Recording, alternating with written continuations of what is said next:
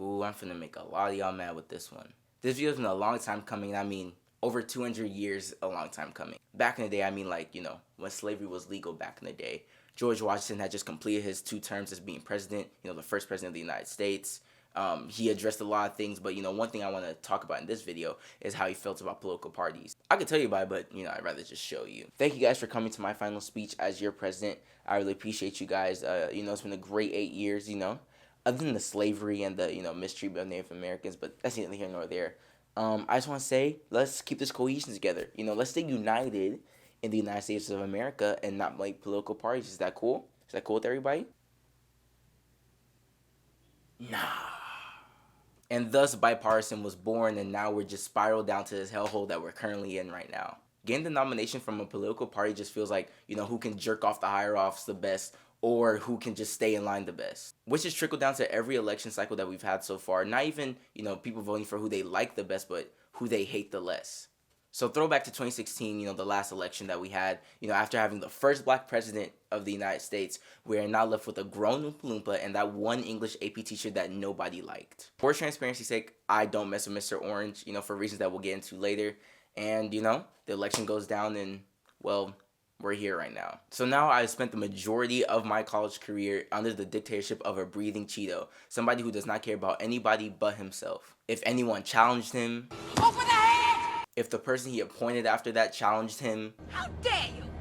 Open his head! We're talking about a man who ran an immigration policy of dividing us from Mexico with a wall, and then said Mexico would then pay for the wall. A man who, not even a man, a bitch who wanted to end the DREAM Act, from people who cannot do anything about the situation. They're brought here as kids for no other reason other than racism and bigotry. A soulless human who has struggled to denounce white supremacy because they're all his supporters. A pussy who has allowed hundreds of thousands of American citizens to die from this pandemic because he downplayed it all from the get-go.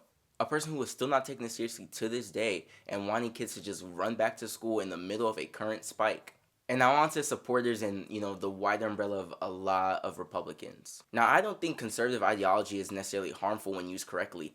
However, there is a large portion of conservative ideology that is based in evil. For example, affirmative action was passed because black people and people of color could not get to these institutions because of the color of their skin.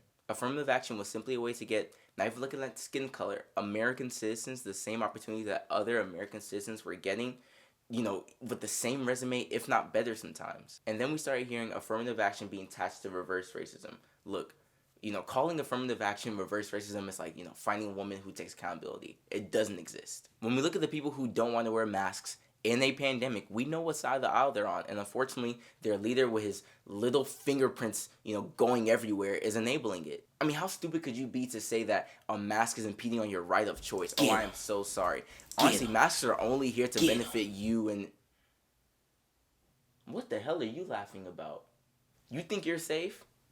Now I gotta get on y'all. You guys had 4 years, 4 years to get one person that was better than Mr. Thinwig. And then who would you present us with? Somebody who I don't even think knows that he is running for president right now. Joe Biden, respectfully, is the laziest option for Oval Office because he is simply running on being the vice president to President Obama and honestly just not being Trump, because I cannot tell you one good Biden policy. And then who did they get to run alongside him? You guessed it, Kamala Harris, who I don't even think the DNC wanted to be alongside Joe Biden, but were bullied into it because of woke Twitter, who we're going to get into. Now we're stuck with a Biden and Harris ticket, or as the streets are calling them, straight out options, and I'm sick to my stomach. For full transparency, I already voted for Biden. Look, I'm not voting for Mr. Orange. This is never happening.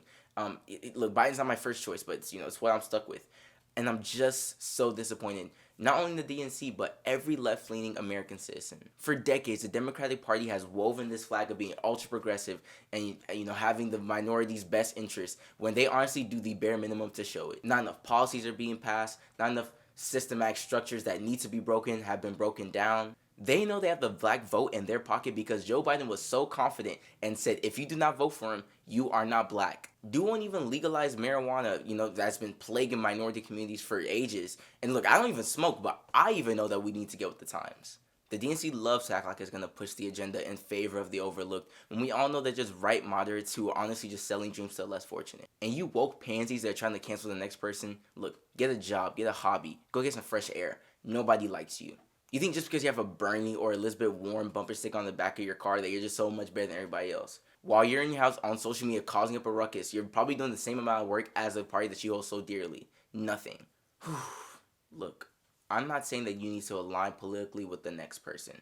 I'm just saying everybody just needs to be objective with what's going on. Christopher Nolan's my favorite director, and he's the reason I probably want to make films right now. But his filmography is not perfect. I watched Tenet a few months ago, and honestly, it was kind of disappointing. But do I love Nolan any less? No. I love Christopher Nolan for his greatness and his flaws. So whether you're on the left or the right, just be objective and call a spade a spade. If you see some BS going on the other side, yes, call it out. Most definitely do that. But if you do see some BS going on your side of the aisle, in your yard, keep that same energy. Because at the end of the day, politics is supposed to be what's best for everybody, not just what's best for who wins. But hey, what do I know? I'm just some film major who knows nothing. My name is Adina. I'll see you guys later. Peace.